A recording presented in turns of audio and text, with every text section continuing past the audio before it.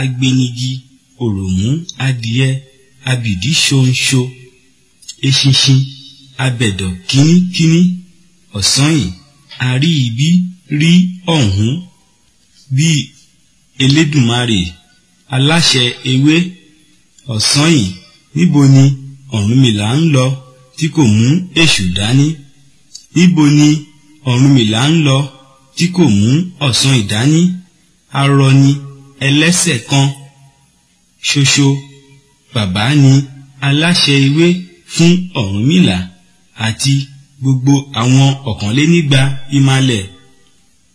Aképè nígbà ọ̀rọ̀ kò sunwọ̀n, ẹlẹ́sẹ̀ kan ju ẹlẹ́sẹ̀ méjì lọ, aníyìkáyé bí Elédùmarè. Ó gba àṣẹ ògùntà gíẹ̀gíẹ̀. Arọ ni ẹlẹ́sẹ̀ kan tí ó gba olókùnrùn kalẹ̀ bí ẹni gbé ọmọdé. Arọ abi okó yíyeyíye ewé gbogbo kìkì ògùn ewé o ewé o ewé o. A pè é ní gúúsù ó lọ jẹ́ ní àríwá.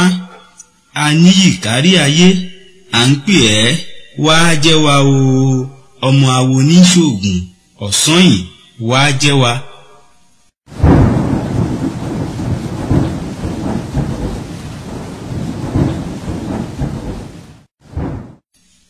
Agbenigi òròmú adìẹ abìdí ṣonṣo eṣinṣin abẹ̀dọ̀ kínníkínní ọ̀sán yìí a rí ibi rí ọ̀hún bí Elédùmarè aláṣẹ ewé ọ̀sán yìí níbo ni Ọ̀rúnmìlà ń lọ tí kò mú èṣù dání?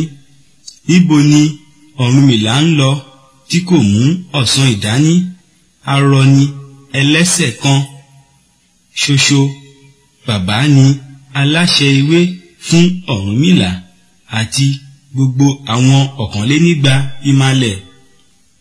Aképè nígbà ọ̀rọ̀ kò sunwọ̀n, ẹlẹ́sẹ̀ kan ju ẹlẹ́sẹ̀ méjì lọ, aníyìkáyé bí Elédùmarè.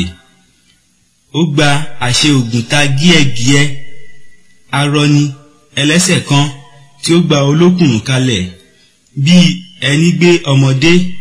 Arọ abi okó yíyeyíye ewé gbogbo kìkì ògùn ewé o ewé o ewé o.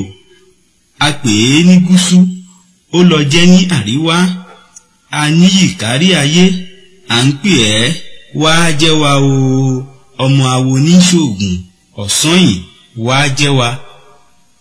Peregun o awa tuntun o, peregun o awa tito, baba peregun o awa lẹ́sẹ̀, peregun o awa tito.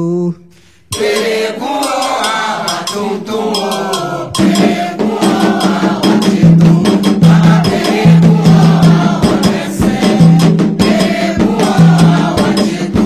Peregun o awa tuntun o, peregun o awa tito. Baba peregun o awa lẹ́sẹ̀, peregun o awa tito.